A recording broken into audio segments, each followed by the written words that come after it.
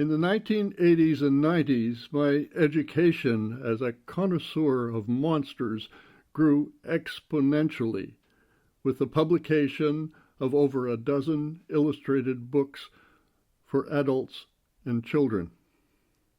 This was especially true with the 3 books I conceived in collaboration with the English illustrator Alan Lee. The first was simply entitled Castles. In Castles in 1984, we have a grand tour of castles in myth and literature. And of course, there were dragons. This one from the earliest tales of fantasy literature, Ariosto's 16th century Orlando Furioso.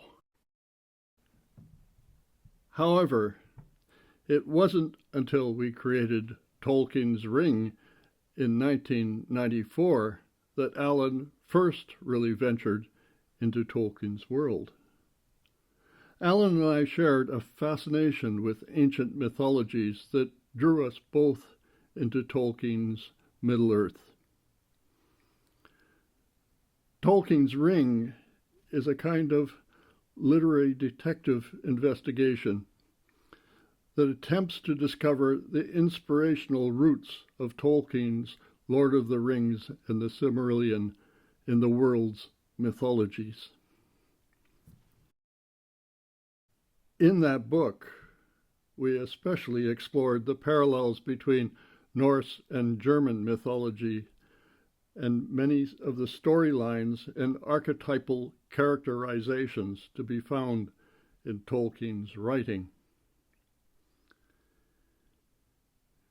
In the Volsung saga, we discover the Norse hero Sigurd, slayer of Fafnir, that Tolkien himself characterized as the prince of all dragons.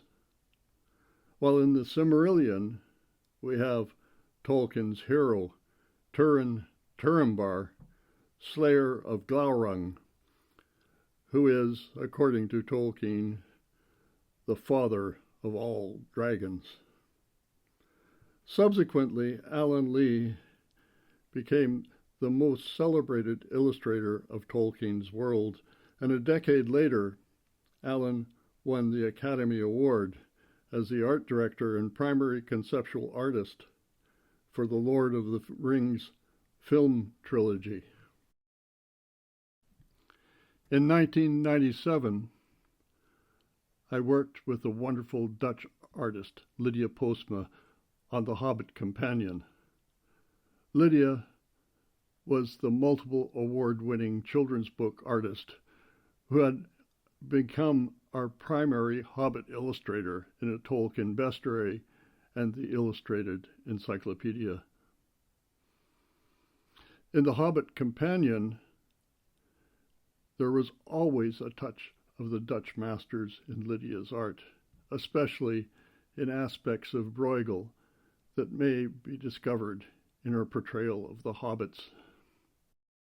However, in this illustration, we witness Lydia's vision of the catastrophic end of Smaug the Golden. In Lydia's portrayal, we see that spectacular, fire-breathing monster through the eyes and imagination of a frightened hobbit, or perhaps a terrified child. Some 5 years after the publication of Lidia Postma's fiery vision of the death of Smaug, we discover in the world of Tolkien that the British artist Tim Clarey presents us with a rather more meditative Smaug the Golden, who is confidently mounted on his glittering treasure hoard as he puzzles over the riddle set by an invisible foe. Tim is an exciting illustrator of fantasy and fairy tale books for both adults and children.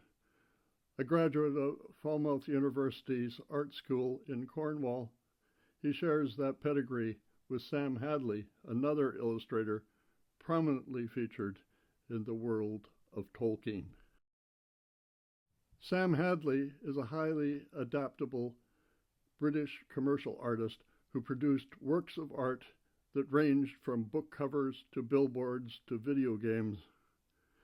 He has a wide range of styles, from photorealistic airbrushing to the more traditional painting and drawing, for clients as varied as Saatchi & Saatchi, Carlsberg, Madison Square Gardens, and the English Opera. With the end of the 90s, new styles and trends evolved in the portrayal of dragons and monsters in this new millennium. Here, Sam Hadley brings a heavy metal look to Middle-earth's winged beasts.